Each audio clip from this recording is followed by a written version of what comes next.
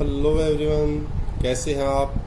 आज का topic interesting भी है, इम्पोर्टेंट भी है और कुछ बच्चों को ये काफ़ी डिफ़िकल्ट भी लगता है। लेकिन ये मेरा प्रॉमिस है, गारंटी है कि अगर आप जैसे मैं करवाता हूँ स्टेप बाय स्टेप वैसे ही अगर इसको आप अगर पढ़ेंगे, सीखेंगे, इसके एग्जाम्पल करेंगे तो 100% आपको ये टॉपिक थोड़ा सा भी मुश्किल नहीं लगेगा और आपको लगेगा कि हमें पहले इस तरह पढ़ाया जाना चाहिए था। और ये तो काफ़ी इम्पोर्टेंट टॉपिक है और काफ़ी इजी भी है। तो स्टार्ट करते हैं आज का टॉपिक। सबसे पहले तो इसको नरेशन बोलते हैं। क्या बोलते हैं? नरेशन। अब ये जो नरेशन वर्ड है ये नरेट वर्ड से बना है, NARRATE, नरेट। नरेट का मतलब होता है सुनाना, बताना, कहानी सुनाना। अब जैसे है ना नरेटर, कहानी सुनाने वाला, कथानक या इस तरह कुछ कहते हैं उसको। तो अब ये नरेट से बना है, इसका मतलब क्या है? कहानी सुनाना या कोई चीज़ बताना। इसके मीनिंग से ये पता लग गया। नेक्स्ट, इसको अब हम छोटी क्लासों में, बड़ी में ये भी बोलते हैं डायरेक्ट इनडायरेक्ट करने हैं सर। और वो होता है डायरेक्ट स्पीच और इनडायरेक्ट स्पीच। अब पहले तो आपको पता लग गया नरेशन क्या है, किस वर्ड से निकला हुआ है और आगे डायरेक्ट इनडायरेक्ट क्यों कहते हैं। अब डायरेक्ट इनडायरेक्ट क्यों कहते हैं वो भी सुन लें। फॉर एग्जांपल आपको हिंदी में बता रहा हूँ। किसी के पास आपने किसी को बुलाने भेजा, आप वहाँ गए, पूछ के आए, फिर अपने मम्मी या पापा को आगे बोले मम्मी वो तो कह रहा है मैं आज नहीं आऊँगा। इसका मतलब आप जो आए, आपने उसके शब्दों को, उसने जो बोला उसको एज इट इज कह दिया। जब आप उन वर्ड्स को एज इट इज कह देते हो वो है डायरेक्ट। एग्जाम्पल बता देता हूँ। I shall not go to Delhi today. अब ये वो स्पीच He said। अब ये इसका मतलब क्या है? उसने कहा मैं आज, अब आप नहीं कह रहे मैं नहीं जाऊंगा, आपने क्या कहा? उसके वर्ड्स को यूं का यूं कहा, तो इसको बोलते हैं डायरेक्ट स्पीच। ये इन्वर्टेड कॉमास में होता है। उसने कहा, क्या कहा? मैं आज दिल्ली नहीं जाऊंगा। इसका मतलब उसके वर्ड्स को एज इट इज कह दिया। इन्हीं को अगर चेंज कर दें, he said that he should not go to Delhi that day। अब ये चेंज किया क्या? वो बात नहीं करे। अभी मैं बता रहा हूँ डायरेक्ट क्या होता है, इनडायरेक्ट क्या होता है। अब ये इसमें देखो, ही सेड। अब आपने कहा ही सेड, उसने कहा कि वो उस दिन दिल्ली नहीं जाएगा। तो अब इसका मतलब कहा ये भी उसी ने था, कहा ये भी उसी ने था।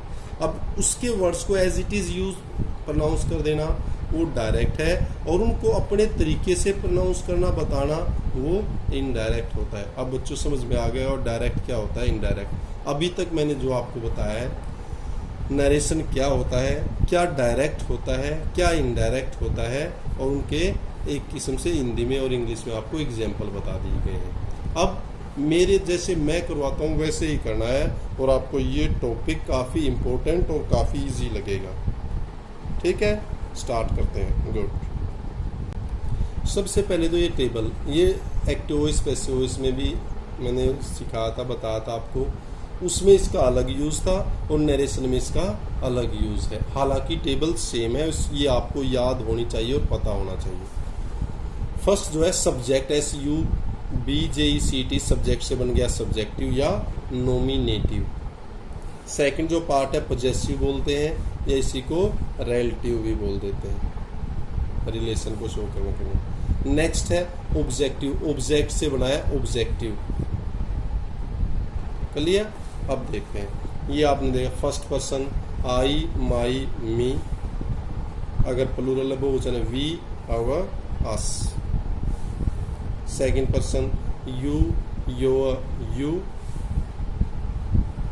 ये सेकंड पर्सन था। थर्ड पर्सन में he, his, him, she, her, they, their, them। It its it. अब ये table active voice passive voice में भी आपको करवाई गई थी, अब यहाँ नरेशन में भी करवाई गई है।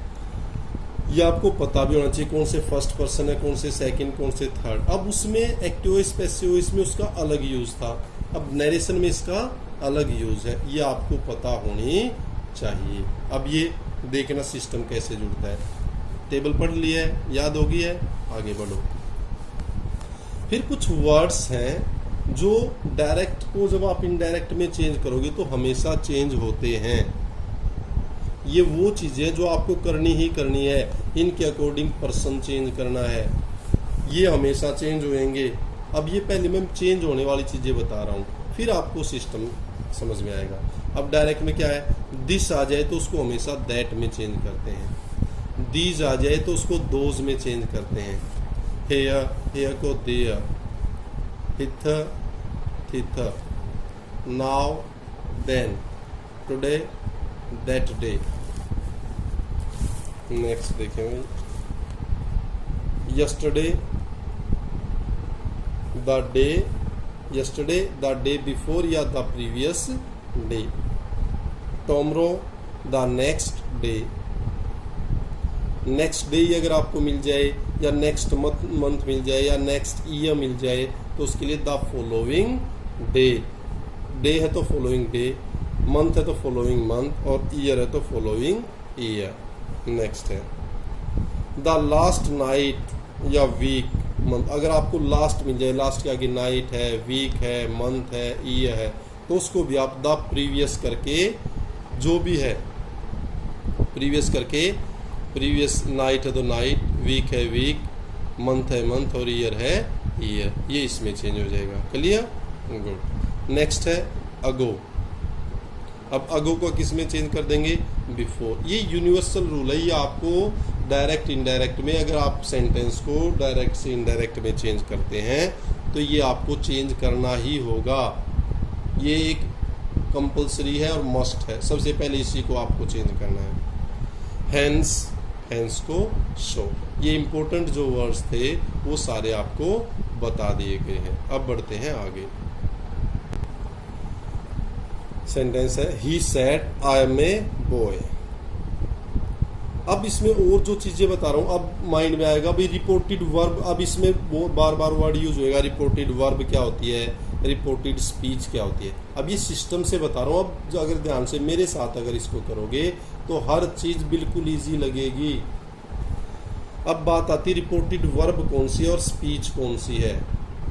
तो रिपोर्टेड वर्ब ही सेड, ये रिपोर्टेड वर्ब है। अगर ना भी याद रहे, कंफ्यूज है, तो आप ये ध्यान रख लें, जो इन्वर्टेड कोमास के अंदर जो चीज़ है वो रिपोर्टेड स्पीच है, क्योंकि यही तो बोला गया है। स्पीच भी क्या है, भाषण है, बोला गया, और ये भी क्या है, बोला जाने वाली चीज़। तो ये है रिपोर्टेड स्पीच, और जो बार बच गई वो रिपोर्टेड वर्ब। और यहाँ वर्ब भी होता है, ही सेड टू मी, ये इस तरह होता है यहाँ। क्लियर। तो ये जो पार्ट है इसको रिपोर्टेड वर्ब बोलते हैं, और ये होता है रिपोर्टेड स्पीच। क्लियर। नेक्स्ट है इन्वर्टेड कोमास। ये जो कोमास हैं इनको बोलते हैं इन्वर्टेड कोमास। अब ये बिल्कुल सारी हर चीज आपको पता लग जाएगी उसको करने से पहले।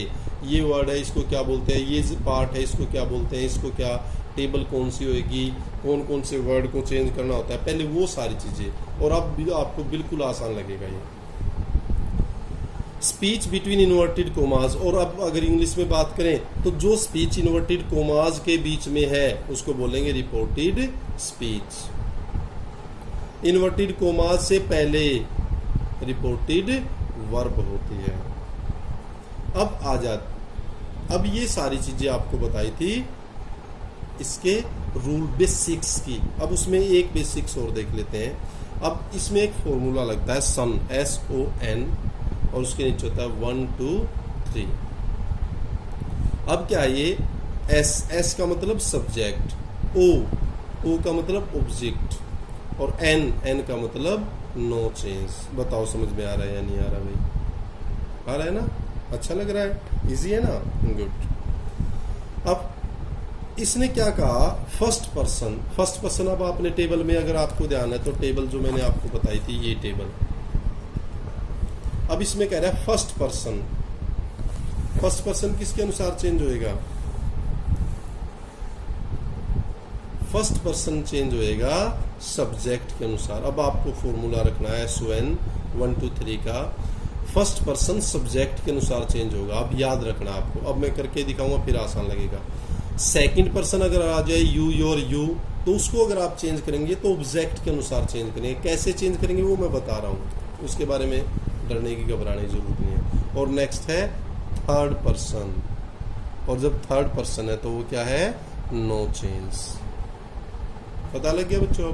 अब आपको बेसिक सारी चीजें बता दी गई। इन्वर्टेड कोमास कौन सा होता है, किस पार्ट को रिपोर्टेड वर्ब बोलते हैं, किसको रिपोर्टेड स्पीच कहते हैं, किस तरह के सेंटेंस को डायरेक्ट बोलते हैं, किस तरह के सेंटेंस को इनडायरेक्ट बोलते हैं, क्या इसका फॉर्मूला है, कौन से वर्ड डायरेक्ट, इनडायरेक्ट या नरेशन में चेंज हो जाते हैं, कौन सी टेबल का प्रयोग होता है। अब ये सारी चीजें हमने इसमें डिटेल में कर ली हैं। अब इस वीडियो में इतना ही है, नेक्स्ट में इससे आगे स्टार्ट करेंगे। Keep on enjoying. Thank you, thanks a lot.